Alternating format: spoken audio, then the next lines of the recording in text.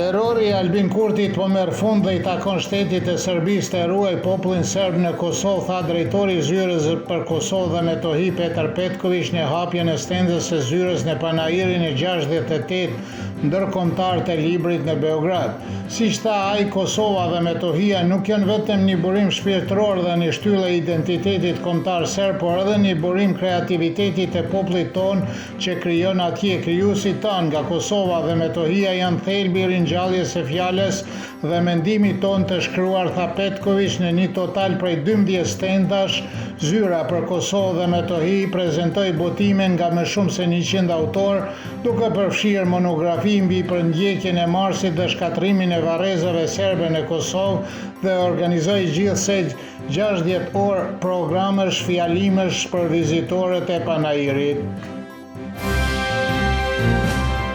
Me rastin e vendosjes së dëshme të gurthemelit në këndin e lojrave për fëmijët në mikrovendbanimin në veri të Mitrovicës, antari i kryesisë së listës serbe Nemanja Bishevas theksoi se lëvizja vetvendosje po përdor ndërtimin e një shkolle në veri për fushat në Mitrovicën e Jugut, ku më 9 nëntor do të mbahet rundi i dytë i zgjedhjeve lokale. Bishevas theksoi se pas fitores së listës serbe të gjitha vendimet e marra në dëm të qytetarëve,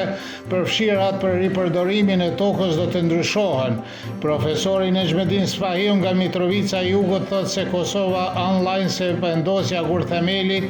është sigurisht pjesë e fushatës së vetvendosjes para rundit të dytë të zgjedhjeve lokale, por se në një shkollë për antarët e komunitetit jo shumicë në veri është më së nevojshme, në mënyrë që fëmijët të mos duhet të shkojnë në mesim në jug të Mitrovicës. Gurthemeli për objektin e ri u vendos dje nga ministrat në mandatin teknik të Kosovës Gjelal Sveqla dhe Elbert Kasniqi në praninë e kandidatit për president të komunës së Mitrovicës së Jugut Faton Pecit.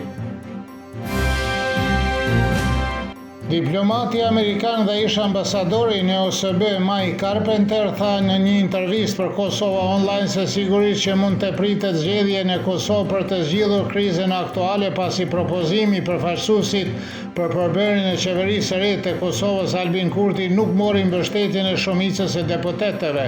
Kur bëhet fjalë për dialogun midis Beogradit dhe Prishtinës, Carpenter thotë se do të jetë vështirë të kthehet në rrugën e duhur. Mendoj se në vitin 2023 patëm një shans të vërtet që dialogu të lëviz jo drejt njohjes së ndërsjellë, por drejt normalizimit të marrëdhënieve midis dy palëve, dhe për këtë fat të keq nuk mendoj se diplomacia ishte veçanërisht e aftë, tha Carpenter. Analisti Shkelzen Maliqi tha se detyrimi i parë në lidhje me dialogun me Beogradin për qeverinë e re të Kosovës do të jetë asociacioni i komunave serbe, si dhe deklarata të dërguarit special të Bashkimit Evropian Peter Sorensen se shumë gjëra në proces po ndodhen prapa skenave mund të shihet përmes punës së grupeve negociuese që zgjidhin çështje të diskutueshme. Docentin e fakultetin juridik në Mitrovicën e Veriut Dushko Qellić vlerësoi se Sorensen dëshiron të paraqesë dialogun si një proces të suksesshëm në udhëheqjen e tij dhe se është një lloj vetlavdërimi pa mbulesë. Sipas mendimit të Qelliçit, nëse fjalët e Sorensenit për punën prapa skenave janë të vërteta, të gjithë duhet të shqetësohemi për mungesën e transparencës. Profesori së drejtës kushtetuese Mazlum Baraliu deklaroi se Albin Kurti nuk mundësi të jetë mandatar për përbërjen e qeverisë së re, por që dikush tjetër nga partia e tij mund të marrë atë rol. Nga nini 95 i Kushtetutës së Kosovës rrjedh se i njëjti kandidat nuk mund të jetë mandatar dy herë, tha Baraliu, dhe duke vënë në duke